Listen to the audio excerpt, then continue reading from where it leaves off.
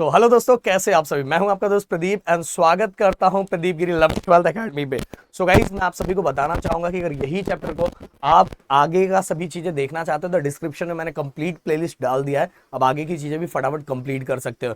And दूसरी बात guys, अपने तरफ से प्यार एंड सपोर्ट प्लीज बना के रखना, जिससे हमारे अंदर एक मोटिवेशन एंड एनर्जी कंटिन्यू बनी रहती है। तो अगर आप नए हो तो प्लीज चैनल को सब्सक्राइब करना एंड कॉमेंट और लाइक जरूर कर देना, क्योंकि वो जो कॉमेंट होता है ना, जब देखते ना यार, तो काम करने में और ज्यादा मजा आता है। अब गाइस स्टार्ट करते हैं motion in a plane third chapter.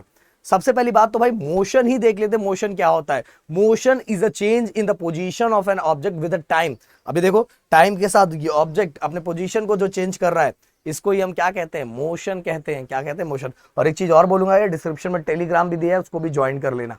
अब टाइप्स ऑफ मोशन हमारे बुक के अकॉर्डिंग हम जाए तो rectilinear motion, circular motion and projectile motion, ये तीनों हमें इसके अंदर पढ़ना है। रेक्टिलिनियर मोशन मतलब जो स्ट्रेट लाइन मोशन होता है, जैसे ये पेन मैंने ये नीचे छोड़ दिया तो स्ट्रेट मोशन परफॉर्म करके नीचे गया। मैं ये जो ऐसे ऐसे चल रहा हूं, ये भी क्या हो गया? स्ट्रेट लाइन, मतलब रेक्टिलिनियर मोशन।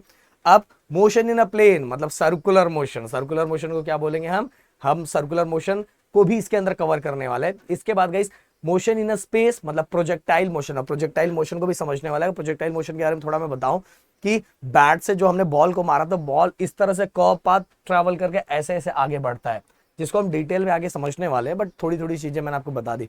अब कुछ बेसिक चीजें आप सभी को ये आता ही है गाइस। डिस्प्लेसमेंट। डिस्प्लेसमेंट में आप सभी को पता है कि हम किसकी बात करते हैं? दो पॉइंट की बात करते हैं, स्टार्टिंग पॉइंट और फिनिशिंग पॉइंट। स्टार्टिंग पॉइंट को दोस्तों यहां लिया गया है x1 और फिनिशिंग पॉइंट को लिया गया है x2।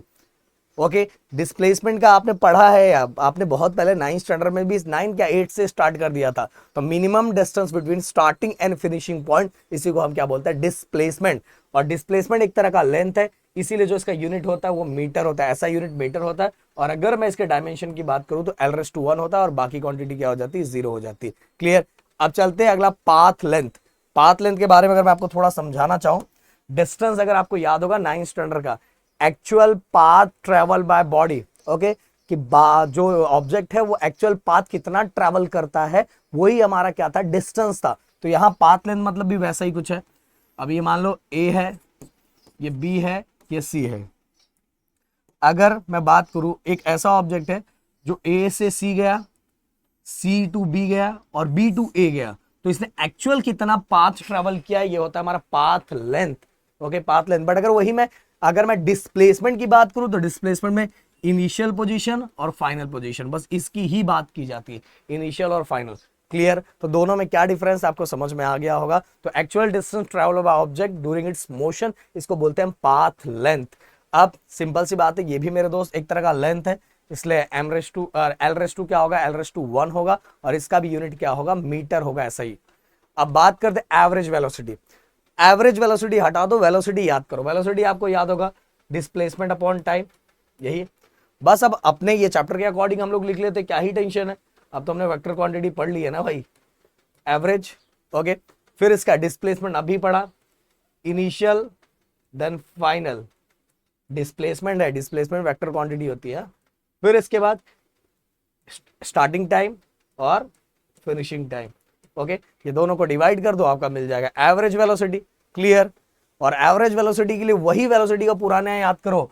Velocity velocity displacement upon time. Displacement मतलब मीटर और टाइम मतलब सेकंड, तो मीटर पर सेकंड, मीटर पर सेकंड। और अगर इसके डायमेंशन की बात करें हम, डायमेंशन तो ऑलरेडी मैंने आपको बहुत अच्छी तरीके से बताया यार। LMT मीटर, l1 पर सेकंड -1 और ये हो गया 0। ये हो गया 0, हो गया काम खत्म। चलो अगला guys, average speed.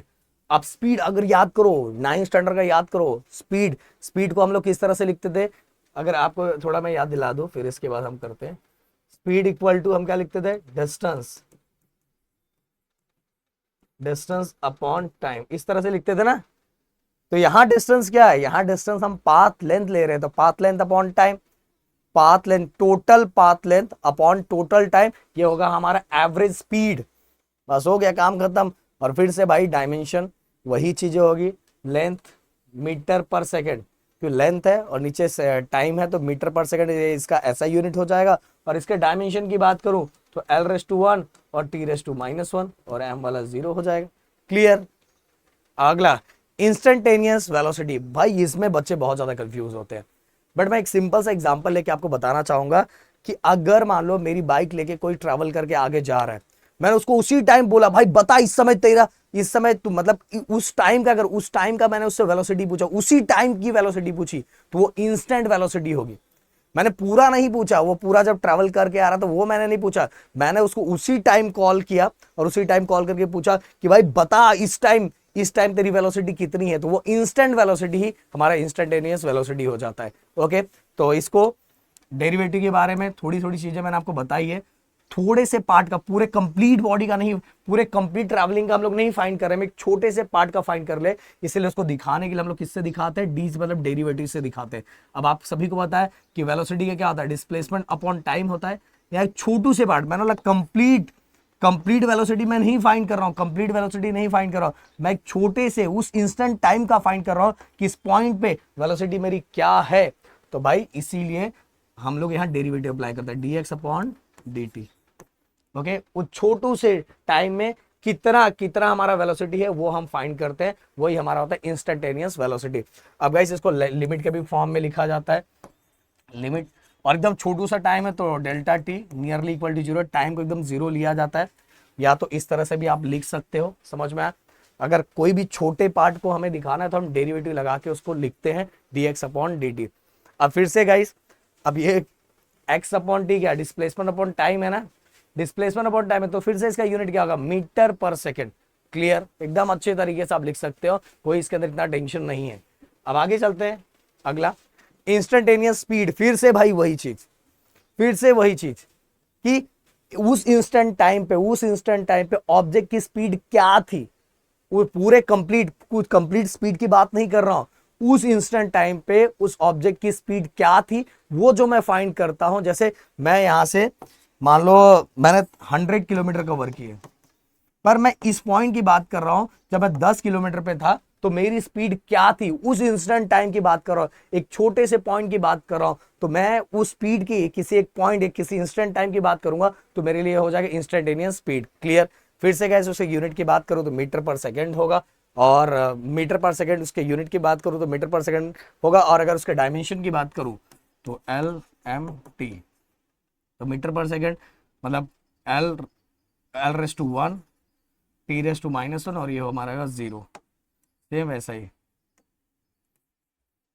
Okay, clear. अब चलो आगे, हाँ, ग्राफिकल स्टडी ऑफ मोशन। मैं इसको यहां आपको अच्छी तरीके से समझाना चाहूंगा, बुक में समझाना चाहूंगा। ये ग्राफिकल मेथड है ना, बहुत सारे बच्चे टेंशन लेते हैं, पर बिल्कुल टेंशन नहीं लेने का, प्रदीप सर है। पर मैं चाहता हूँ यार इसको अलग पार्ट में लेते हैं, यहाँ हमने इसको कंप्लीट किया, अलग पार्ट में हम ये ग्राफ की पूरी चीजें मैं अलग सेक्शन में समझा दूं, जिससे अगर आप सर्च करोगे तो आपके लिए ज्यादा अच्छा रहेगा। और बहुत सिंपल है ये, ऑलरेडी मैंने वीडियो बनाया, डिस्क्रिप्शन में आप जाके देख सकते हो अगर अभी आपको पढ़ना है, बट अलग पार्ट में करवाऊंगा तो कैसे कोई बच्चा अगर सर्च करेगा टॉपिक तो उसको डायरेक्ट मिल जाएगा।